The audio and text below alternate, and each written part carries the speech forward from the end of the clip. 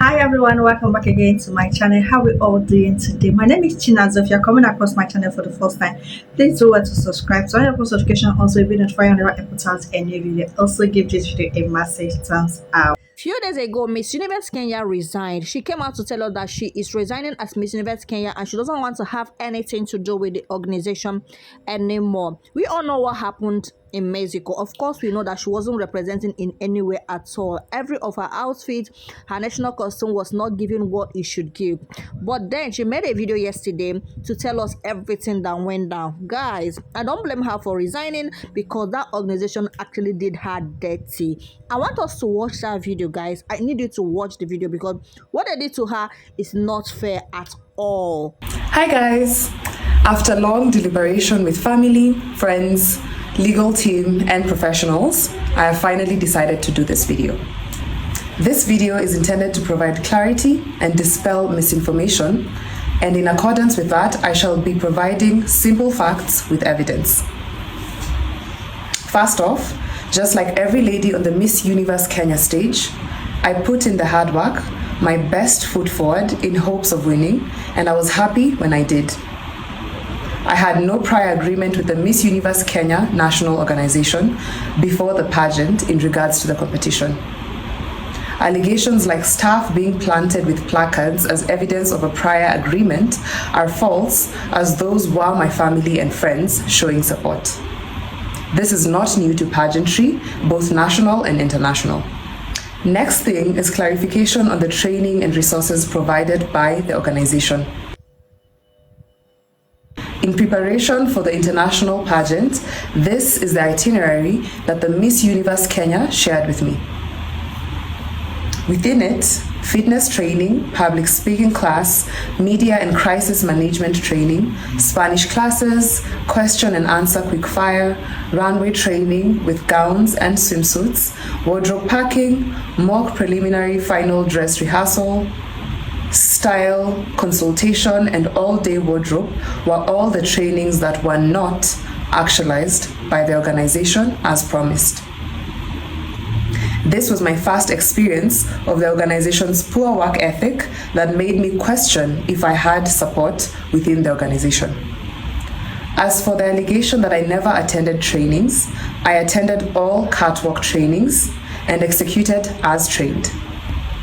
In fact, if it was not for the kindness of the coach, training would have stopped a while back. Let's talk about the outfits. These are the 13 outfits that were approved and provided by the organization. You will notice that there are no shoes or accessory provided. No styling was done. I would require 19 outfits minimum for the days I would be there. Additionally, the Miss Universe International recommended 53, and I suggested to the team that we should consider having at least 43. On 21st October, I was informed only these clothes will be provided and I would have to supplement them with my own wardrobe. 7 days to the scheduled departure. At this time, I had only done a final fitting for 4 of the 12 outfits. On 26th October, one designer sent over the clothes she was tasked, 7 clothes. 2 days to the scheduled departure. On 29th October, 5 more clothes were sent to me, 1 day after scheduled departure. This would mean, with the scheduled departure dates, I would have left with 7 outfits only. No shoes, no accessories, no styling. At the end of it all, I had to consult friends and family on styling, request designer friends to help me in creating extra outfits pro bono, borrow suitcases, accessories, shoes from family and friends, request friends and family to assist me in packing. Given all that I have disclosed so far, I stand by my decision to have a backup wardrobe from the moment I noticed that I could not put my confidence in the organization because of the lack of support and poor work ethic. I cannot confirm how far this incompetence went. I know for certain that the creative director and the chaperone failed me. Susie and Audrey, do better for the next queen. In regards to the allegations of not taking any advice about my outfits and dismissing feedback from the Miss Universe Kenya team, no comments were made when Kenya was a standout in outfits. The only actionable feedback was given to me on the 13th November, one day to the preliminaries. When anything was perceived as bad, the organization was quick to demoralize without sharing any action points. And yet, one of the values the organization claims to stand by is humanity.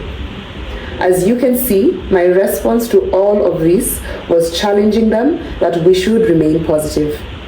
It is unfortunate that someone from the organization deliberately went out to spread misinformation on the same. And even more unfortunate that a former representative can spread misinformation without following journalistic best practices like confirming the same is factual. Let's now address why I was fashionably late. Here's a timeline of events. On the 16th of August, I won Miss Universe Kenya. On 4th September, the organization asked for my passport. On 26th September, the official visa application process began. On 29th September, I was done handing in all necessary details for a successful application for my visa. On 21st October, 4 working days to my scheduled departure on the 28th of October, the organization says we have visa appointments for the 23rd of October, 2 working days to my scheduled departure. The Mexican embassy clearly states that the appointments do not guarantee the approval of a visa and that after the interview, they have up until 10 working days to issue an answer. On 22nd October, I am struggling to get necessary documents from the Miss Universe Kenya organization management needed for the appointments. I found this reckless. On the 24th October, I requested for help from the Miss Universe International organization to send a letter to the Mexican embassy to expedite my application. On the 29th October, seeing as we had not received our Mexican visa approval, the national organization asked me to apply for a Schengen visa. This is one day after my scheduled departure. On the 31st of October, I finally got the visa 2 days after my scheduled departure. Day 3 of Miss Universe International Bootcamp, I arrived on day 4 evening in preparation for day 5 of Miss Universe Bootcamp. Despite visa applications process being complicated, all this could have been avoided if the organization started and followed through the processes earlier. Let's talk about the contract situation. All the Miss Universe Kenya contestants signed a contract stating their responsibilities and expectations to agree to should a contestant win the pageant. On 2nd October, a new contract 3 weeks to my departure was shared. I found it unusual that a new contract was introduced at this point. This was a rushed process, and I found it unprofessional that the creative director tried in multiple times to coerce me into signing it, by implying that I would not get my monthly installment payments and that they would not pay for my preliminary and final night gowns until I signed the contract, which I clearly highlighted to her that it is unprofessional and coercion, which had no basis since we already had a verbal agreement that I would cater to the 2 gowns, 2,000 USDs, from balance owed to me by the organization, 3,741 USDs. Let's talk about the national costume. On 1st September, call for national costume designers was made. On 8th September, the organization shared with me Cynthia's idea as the design that they liked, and I agreed. On 27th September, I initiated conversations with that designer to work on a backup national costume. This was to ensure we had options to choose from based off of the best actualization of Cynthia's design. On 2nd September, I was informed that the national costume was commencing alongside Cynthia and a team from Ushanga. On 11th October, in a physical meeting, I found out that the creative director changed the design from Cynthia's idea to a different one without any communication and had not begun its production. 17 days to my departure. I made a judgment call to finish up mine as backup. On 28th October, my backup national costume arrived and I practiced with it. At this point, I had not fitted or seen the organization's national costume design because it was not ready. On 31st October, I departed having informed the entire Miss Universe Kenya team of my packed backup costume, seeing as their costume was not ready. I informed them that Cynthia's design spoke Rana more than theirs, and they insisted that their idea was better. We agreed that it would be a backup. On 11th November, videos of the chaperone wearing the organization's national costume backdrop that had just been completed were sent to me. This was the first time I saw the national costume backdrop. 2 days to the preliminaries. On 13th November, Mexican time, at night, the national director arrived in Mexico with the organization's national costume and informed me at 12 a.m., 14th November, that the backdrop has not arrived. I was added to a group to discuss the way forward in case the organization's national costume backdrop does not arrive, and we agreed to wear what was presented on stage. It was in these discussions that I was made aware that Cynthia was not part of the design team and that we would have to pay her if we wore her design. Trying to keep the decision objective, I went ahead and offered to personally compensate her should we make the decision to use hers. My intention was to keep the decision objective and choose the best for Kenya, not affected by compensation. It was a 4-1 vote. I took the advice and complied. After the backlash from Kenyans, they requested to remove me from the group so I could not see the negativity. This was the last time that the team, apart from the national director, spoke to me till date.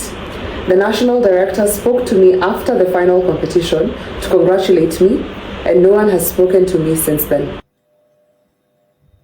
It is very unfortunate that someone from the organization came forward to lie, stating that I informed them 2 days to the preliminaries that the costume had not arrived. It is astonishing that the perpetrators of misinformation are trying to paint a narrative that I was focused on self-promotion and therefore did not take advantage of the organization's many resources, and yet, 1, my intentions were clear from my application to the national competition that my platform, Inspiring Revolution, focuses on youth empowerment through the self-help workbook, which in turn generates funds for community development via microgrants. 2, pageantry, at the heart of it, stands for community development. This industry requires more queens, former queens, contestants, and organizations that are focused on doing the actual work and not the vanity of it. In conclusion, I would like to make one thing clear. I was okay with making all these investments to cover for their shortcomings with the thought that this is their first time running a pageant. But my final straws were when the organization chose to stay silent and indifferent towards me after the competition, when the organization fails to address public concerns, showing a lack of accountability and professionalism, when a member of the organization is colluding with outside sources to publish lies and misinformation to tarnish a brand that I have built for almost a decade.